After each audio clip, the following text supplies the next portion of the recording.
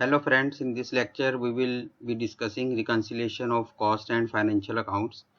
As we have seen in the previous lecture on non-integrated system of cost accounting, that we prepare two type of accounts in case of non-integrated costing system, where one set of books of accounts are prepared under cost accounting department and second is under financial accounting department.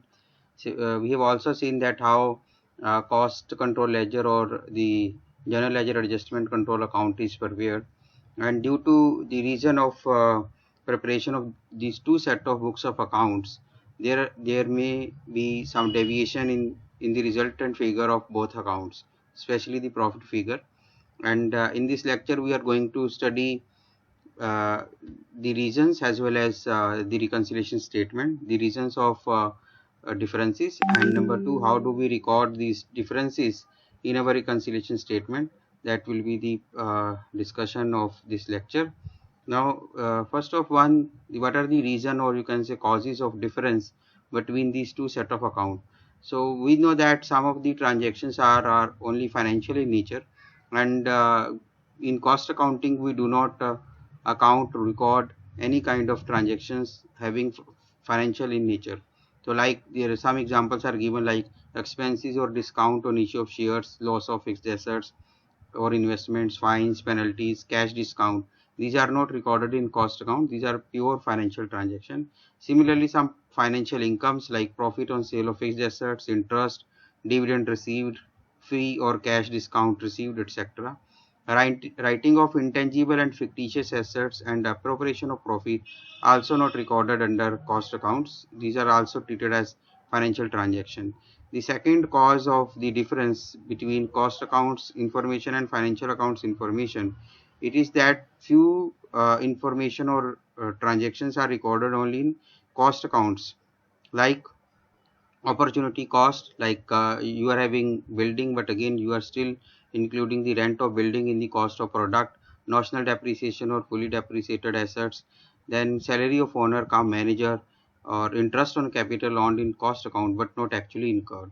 These are the some of the example you can say are of opportunity cost in nature, which are accounted for to determine the product cost, but they are not actually incurred. So the third cause of difference is that the valuation of stock, that are the different methods of stock valuation and method of depreciation. And in the case of financial accounting, especially in case of depreciation, there are straight line method or WDV, written down value method, or weighted average method. However, SLM and WDV are prevalent method, and it is also known that in under like income tax we have only two type of depreciation method, SLM and WDV, and out of which WDV, it is the most of the companies or SSCs use only WDV as per the statutory requirement. So that's why this may cause one of the difference of calculation in the financial results or the you can say ultimate result of the accounting. In case of cost accounting, we may calculate depreciation even on hourly basis, machine hour rate basis, or the depreciation against per unit against the total production units. So these two different kind of calculation is the cause of the valuation, and of course it will have a result on the profits or losses. Fourth is that is our charging of absorption of overheads in comparison of overheads actually incurred. So in case of cost accounting, we calculate absorption rate of overheads on some estimated basis or on the past experiences by calculating machine hour rate or labor hour rate, or in some cases we have a prime cost method. So but in there is no such kind of absorption in the case of financial accounting. Rather, in financial accounting actual expenses are recorded. So that's why this may cause a difference between these two type of accounts on factory overheads, administrative overheads, selling and distribution overheads. Then the last one is that is stock valuation. In the case of stock valuation, in case of financial accounts, we record our closing stock on market value or cost price, whichever is less. But in case of a cost accounting, we are having different methods to evaluate the our stock. Maybe it is work in progress or raw material stock or our finished goods. by following FIFO method, LIFO method, standard rate, weighted average, replacement method, many more that we already done under the material management chapter. So these are the few causes uh, due to which our difference between cost accounts and result financial accounts results are vary. So you see, now the second question is how do we reconcile, because for the statutory purpose, if let's say in the case of financial accounts, we know that financial accounts are get audited. Similarly, financial accounts are the base of all the information to be transmitted to the government. Maybe it is through the company's record, it may be through the taxation records. So that's why whatever the accounting we have done in cost accounting, so it should be similar to, or it should be giving result like to the financial accounts, equal to the financial account. So whatever the profit we have ascertained under financial accounts, if we got this result from the cost account, then we will say yes, our both of set of accounts are reconciled. So to prepare that reconciliation statement, we have to make some adjustment, and these adjustment we make through the reconciliation statement. So these are the only two adjustment, like I have shown you the different causes of differences or deviation. So you no need required to learn all these deviation, because every time we have to assess the impact of and each and every entry on our cost accounting profit. So how do we prepare reconciliation statement? First of all, we take profit as per cost accounts. We consider it is ever the base profit, and we add all transactions which are not recorded under cost accounting. These are especially revenue transaction, but are recorded in the financial accounting. For example, discount received. So obviously the impact was that our cost accounting profit was lesser with this amount, whatever, let's say rupees 100 discount received. So our cost accounts profit would be less by rupees 100 as compared to financial accounts. Similarly, if some expenses those are charged only in cost accounting but not in financial accounting, and even not required to charge under cost account, like opportunity cost, then again we will add these expenses to the cost account profit. Then second part is or you can say second adjustment is the less deduction amount which are not recorded under cost accounting, for example financial expenses, but are debited to P&L account under financial accounting. So let's say the amount is tax payment. So you can see that the tax payment are the part of financial expenses, and it would be recorded under financial P&L account. But in the case of cost accounting, there is no place for the taxation payment. So in this case, the payment which is already debited to P&L account, now it will be also recorded or deducted from the cost accounting profit. So impact is that our cost accounting profit will be reduced. So every time we have to see the impact of each and every entry or every transaction on our profit, that is the base profit, cost accounting profit. If after making these two adjustment, if our resultant figure comes equal to the financial accounts profit, then we will say that our financial statements are okay, reconciliation statement is okay, and our even the answer is our correct. Now it is to emphasize that there is no need to remember all the items to be adjusted. The essential part of the discussion is that one has to observe the impact of item individually, that it need to be adjusted either add or less on the accounting profit. So like I told you, each transaction have to be studied in respect of impact on cost accounting profit. So this is the first question that we are going to discuss today. I have already sent you this question through WhatsApp to you. This question was the part of your 2012 examination of BCom Honors. Similarly, we will discuss one more question in this lecture of 2018 question paper, and then we will discuss memorandum or reconciliation account. So first of all, let's see question number 1 and 2 that I have some part of this question I have already solved in Google Sheet. You can see this Google Sheet. This is question number 1. So question number 1 talks about the audited account of company showed the profit of rupees 59,660, whereas the profit as per, let me increase the size of this okay, The audited account of company showed the profit of rupees 59,660, whereas the profit as per cost accounts was rupees 26,725. So you can see there is a deviation between the resultant figure, the profit figure of two set of books of accounts. From the following information provided, you are required to prepare a reconciliation statement clearly bringing out the reasons for the differences between the two figures. So P&L account is given to us. On the debit side, gross profit first of all calculated, and the second part of this P&L account calculating the net profit. Administrative overheads, selling overheads all are given on debit side. On the credit side, sales only given. Then in the P&L account it is given dividend, one income, financial income is given below. Then cost accounts record the followings. Number one is closing stock balance of rupees 7,95,400, and then is direct wages absorbed during the year is 2,18,800, and factory overheads absorbed are 4,65,000.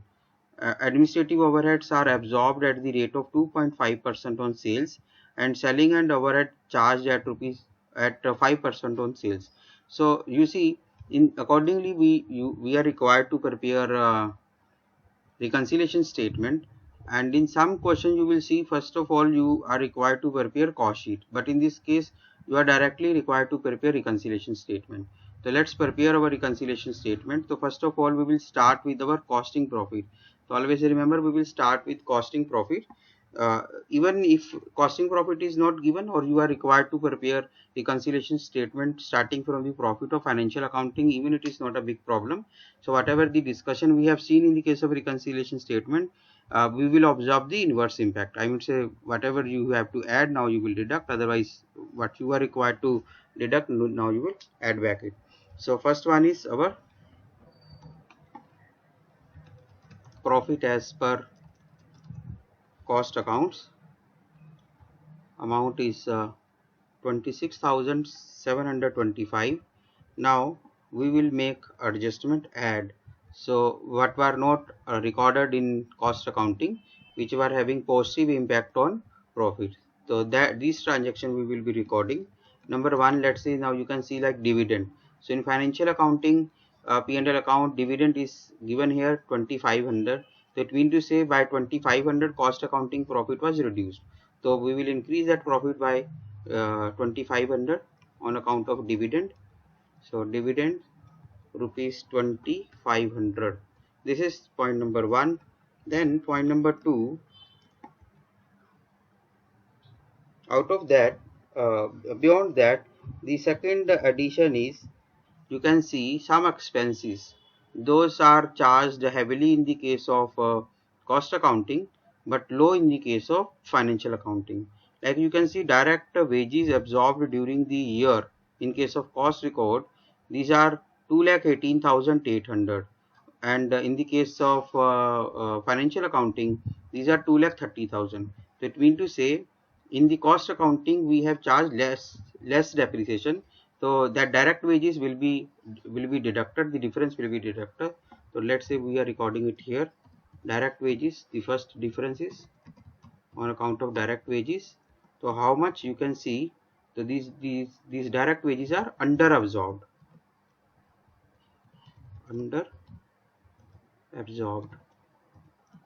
So in financial accounting records we have debited direct wages rupees 2,30,000, but in case of cost accounting we have debited it with rupees 2,18,800. So difference we will be recorded here as a under absorption of direct wages. The amount of under absorption of direct wages,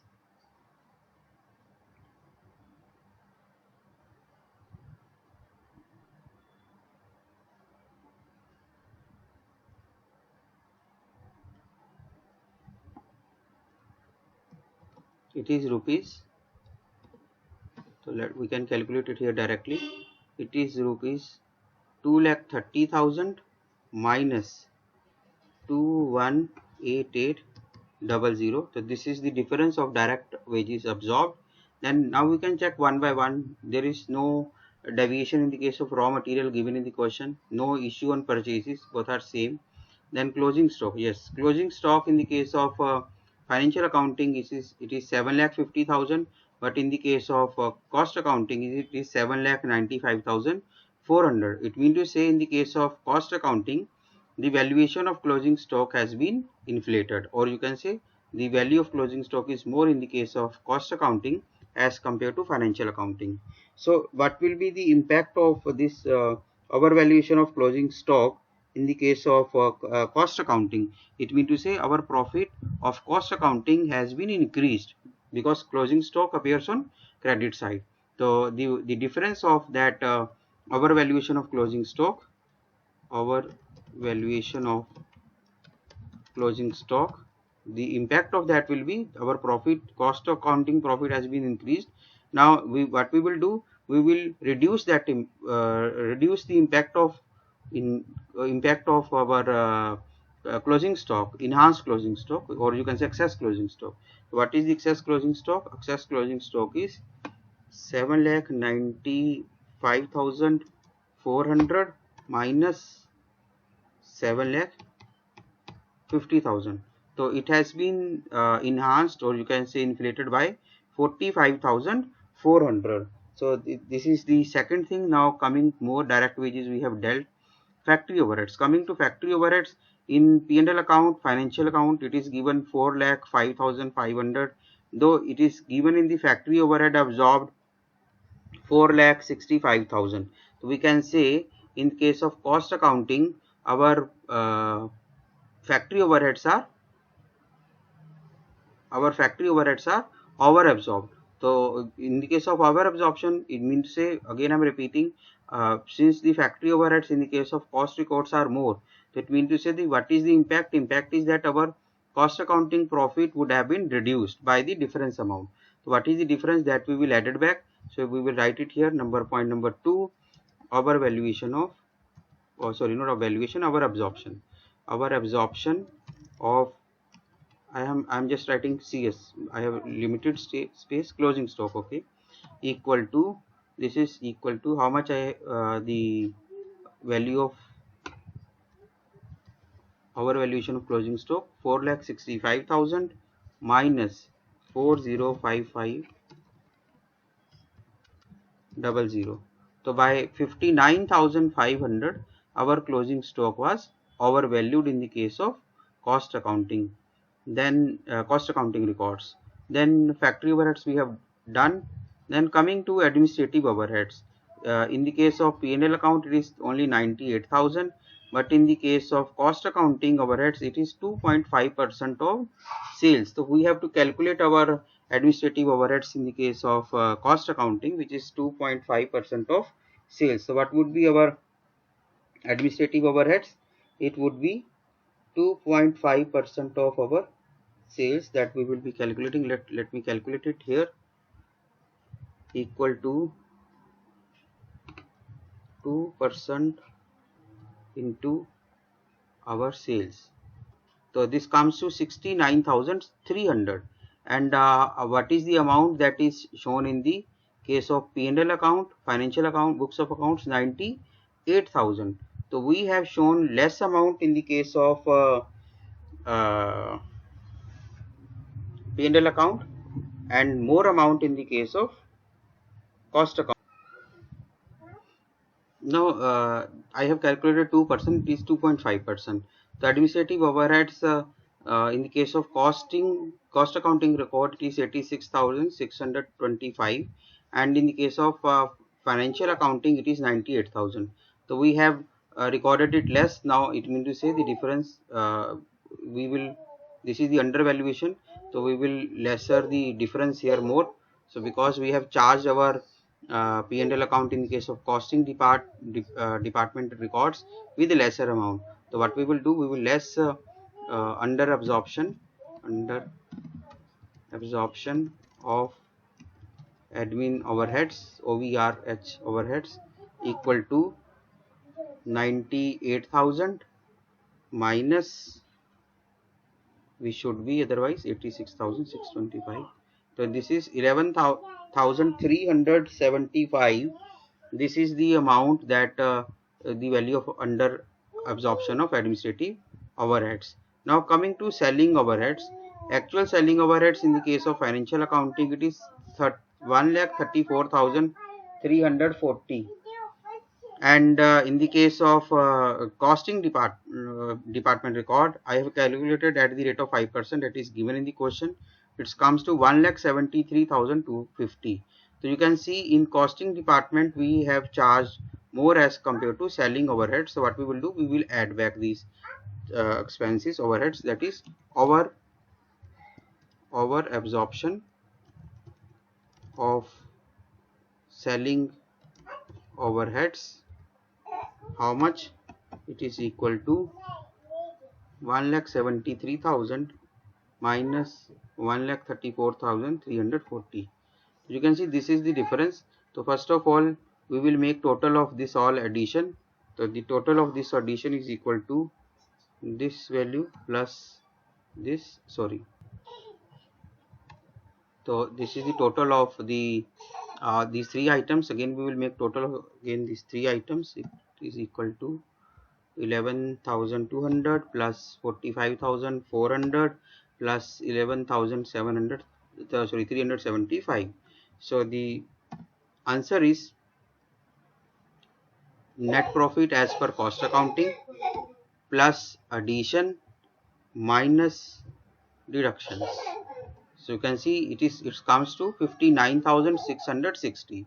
Now we have to check whether the profit given in the question is same as per financial account. So as per our record, the profit under financial accounting records, or you can say accounts, it should be 59,660, and it is given in the question 59,660. That means to say our answer is correct, and we have prepared reconciliation statement as per the requirement of the question. Similarly, question number 2 is here. So under question number 2, you can see this is the question where P&L account is given to us of Omega Company Limited, and trading and P&L account. On the debit side, all expenses are given, includes both costing nature and financial nature, like fines, goodwill written off, interest on mortgage, loss on sale of machine, taxation, all are financial in nature. Similarly, interest on bank deposit, dividend received, again are financial in nature, and others are also having a costing nature. And the information given below this P&L account is cost accounting records of Omega Limited, which manufactures a standard unit, shows the following. Production overheads have been charged at 20% of prime cost, though the amount of production overheads in the financial accounting, it is different, but in cost accounting we have charged at 20%. Administration overheads recorded at 9.75% per finished units, and it is given here actual one, and what is we have absorbed under the cost accounting records, it is as per the point number 1 and 2. Similarly, selling and distribution overheads have been recorded at rupees 13 per unit sold, and in the case of a financial department, actually is given 3,68,875. So three adjustments are given for the costing accounts purposes. Prepare a costing profit and loss accounts showing indicating net profit. Prepare statement of reconciling the profit disclosed by the cost records with that shown in the financial statement. So in this question, two requirements are there. First one is you have to prepare a statement which shows net profit as per costing P&L. So simply you have to prepare cost sheet, as we have done in the case of first chapter, or even in the case of unit costing chapter. So here I have drawn the structure of cost sheet. So first of all, we will write it here. Material consumed. Material consumed is 23,01,000. Then direct wages comes to 12,05750. So it comes to our prime cost. So since there is no direct expenses given in the question, so our total prime cost comes to 35,06,750. Now we will add all indirect expenses to that prime cost in order to calculate the total cost. Then after that we will reduce this total cost from the sales. Sales are given on the credit side of our P&L account of 30,000 units, 48,75,000, and difference we will be having net profit. Now after calculating material cost, sorry, prime cost, our production overheads are 20% of prime cost. So you can see production overheads in the case of P&L account is different.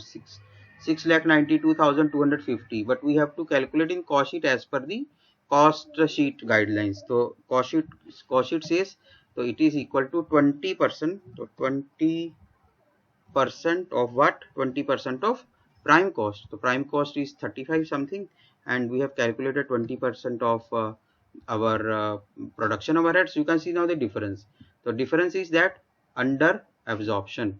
We have estimated production overheads to be incurred around 7 lakh rupees 1,350, and actually production overhead incurred to the tune of 69,000 6,92,250. Now we will deduct the closing balance work in progress. So closing work in progress, is it given in question? Yes, it is given in question. So you can see work in progress, it is material, wages and production overheads are given 97,500. So 97,500, to the this tune we will reduce our closing work in progress. So 97500. Now you can see our work cost comes to 6,03,850. So what we do, this work cost, we add it to the 3850.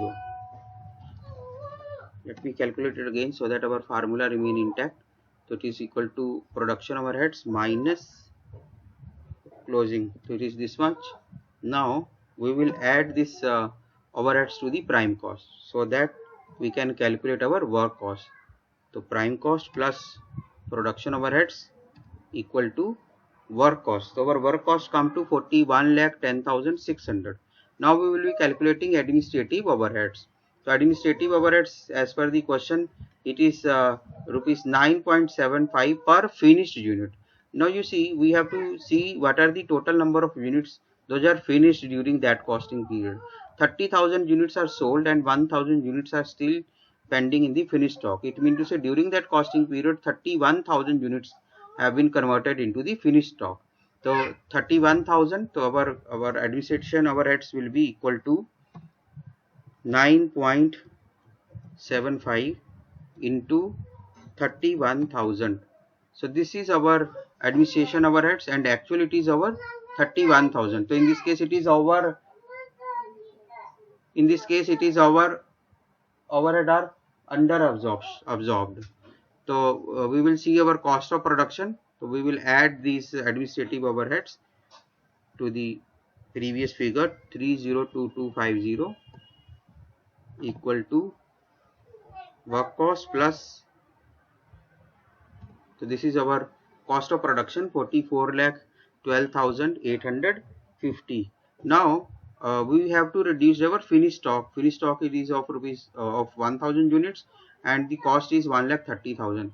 But directly we will not deduct that one, because in cost sheet we prepare the finished stock according to the cost of production. So how do we do that? You can see the working note below to that, W1 working note. So value of closing stock for the purpose of cost sheet per unit will be total cost of production divided by units produced. So total cost of production we have computed to the tune of 44,12,850, and what are the number of total units produced? These are 31,000. So here we can calculate, that is per unit cost. So our per unit cost is, you can see our per unit cost is equal to, this is the total total amount of cost divided by 31,000. This is our per unit cost, and in order to compute our finished stock cost, per unit cost will be multiplied with the number of units in the closing stock. So closing stock units are 1,000, and it will be now, you can say, 1,42,350. So our finished stock, it is coming to 1,42,350. Now what we will do, we will reduce that amount from the cost of production. So it is equal to this amount, and our cost of goods sold will come to 44,12,850 minus value of the closing stock, that is 1,42,350. Now we will add selling and distribution overheads. In question it is given under the costing department, selling and distribution overheads has been recorded at rupees 13 per unit sold. The number of units sold are 30,000 and the cost is given to us, that is rupees 13. So our administration overheads, it will be 13 into 30,000, that is 39,000. You can see in the financial records what is the total amount of selling and distribution. It is, you can see, 36,88,000, sorry, 3,68,875. And in the case of costing department, our selling and distribution overheads are 3,90,000. So you can see this is over absorption. So we will treat that over absorption, difference of over absorption, in our reconciliation statement. So after adding this amount to the cost of goods sold, we will be having cost of sales. So what we will do, we will add cost of goods sold plus selling and distribution overheads. So it comes to 46,60,500. Now cost of sale is with us, sales are with us, and the difference between these two will be our net profit. So our net profit will be equal to sales minus cost of sales. So 2,14,500, this is our net profit as per our cost accounting records. So now you can see the deviation. In cost accounting it is 2,14,500. In case of financial accounting it is 9,83,500. Now we have to prepare our reconciliation statement to reconcile these two amount, deviated amount, and what are the different deviation that we will see in this particular reconciliation sheet. You can see, first of all, our profit as per the cost account, it comes to 2,14,500. Now we will make addition. The specific addition, there are two specific addition, those are totally financial in nature, that are dividend received, and second is on interest on deposit. So 3,90,000, this is the first one, and second is 65,000 interest on bank deposit. Now the other addition we have to observe now. So as I told you in theory lecture that we have to make observation for each transaction. So first observation is for production overheads. Like we have discussed it right now. So you can see production overheads in the case of P&L account, financial books of accounts, it was 69,02,250, and in the case of our cost sheet, in the case of cost sheet, it was, this is the production overhead, 7,01,350. So we have estimated more. That means say we have charged more production overheads in the case of cost sheet. So what we will do, due to this reason, our profit has been reduced. Now what we have to do, the difference we have to add back. So for that purpose, what we will do, we will make addition. So number 3 is, that is over absorption of production, or you can say factory overheads. The word is production, okay. Production overheads amount, the difference amount, that is 7,01,350 minus 6,92,250. So it comes to 9,100. Second observation was, otherwise you can do one by one. Material consumed, there is no difference. Direct wages, no difference. Production overheads we have dealt with. Now coming to administration overheads. So administration overheads in the case of P&L account, it comes to 3,10,375, and in the case of our cost sheet, it is only 3,02,250. So it is less in the case of a cost sheet. It means to say it is under absorption. So under absorption, so what does it mean? Due to less expenses, our profit has been increased, and that's why we have to equate these expenses to the tune of our financial accounting expenses. So in this case, what we will do, that under absorbed expenses will be deducted. So how much we will deduct? This is point number 7, that is under absorption of ADM. I have written only at ADM overheads. So how much? The difference we will take. So this is the 3,10,375 minus 3,02,250.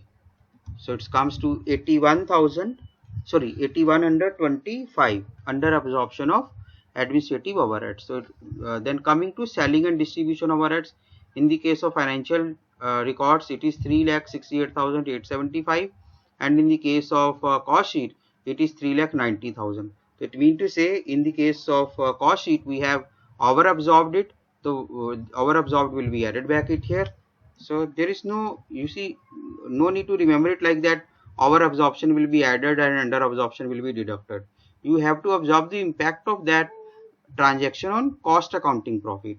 So what would have been the impact of that transaction on cost accounting profit? Because we are recording higher amount of expense. Higher amount of expense means lesser amount of profit.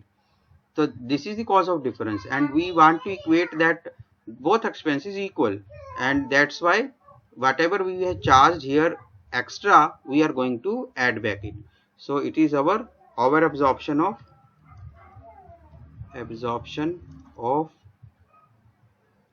selling and distribution OVRH, overheads, limited space. I have limited space, that's why I am using shortcuts, so abbreviation. So it is our 3,90,000 minus 3,68,875. So it is 21,125. This is our next our absorption of selling and distribution. Coming to bad debts, you see this is the only financial nature. I have already recorded it here. Financial nature transaction, this one. Then coming to, let me reduce the size of this sheet so that full sheet we can see. Now bad debts we have already dealt it here. I have already reduced from the costing profit. Then is goodwill written off. Again I have taken care of it. Fines taken care of it. Interest on mortgage, loss on sale of machine, and taxation. Then last one is under absorption, that we have done it. Then coming to the credit side, sales, there is no difference. The same sale amount we have taken in cost sheet as well in P&L account. Finished stock, no difference, we have taken the same amount. Dividend received, I have already shown on the first adjustment. Then the interest on bank deposit, again I have shown on the second adjustment in addition. Now we will make the addition of all these additions and deductions. So let's do the sum of this one is equal to sum of all the above 4 entries. This is this one, this amount. We will put that amount to the outer column. Then sum of all this, again it is already done. So sum of L12 to L19, okay, done. So this is the sum of this one. Then as per the financial accounting profit should be, as per our calculation, costing profit plus addition this much minus subtraction this much. So it should be 3,95,850. And what is our profit? Okay, now you see our profit should be as per 3,95,850, and on the profit and loss account it is given 3,83,500. It is not matching. It means to say still some transaction we are missing. So it is on, oh yes, finished stock we have not dealt with. So you see finished stock in the case of P&L account it is 1,30,000, and in the case of cost sheet it is 1,42,350. So in the case of cost sheet we have shown it more closing stock, which has increased our profit. Now what we will do, we will reduce it. So minus, it is point number 8. This is the missing part that we have skipped it, but now we will make it correct. That is our valuation of finished stock or closing stock, with how much the amount is the difference of 1,42,350 and 1,30,000. So now you can see the our answer is correct, 3,83,500. Now this way we compute our reconciliation statement. Sometime you will be asked in question that prepare only reconciliation statement, but sometime they have been asking prepare cost sheet as well as reconciliation statement. In some cases they have also asked to prepare some cost sheet along with the P&L account. Sometimes cost sheet will be given, you are required to prepare P&L account as per financial statement, then have to prepare reconciliation statement. That is reverse will be given in the question.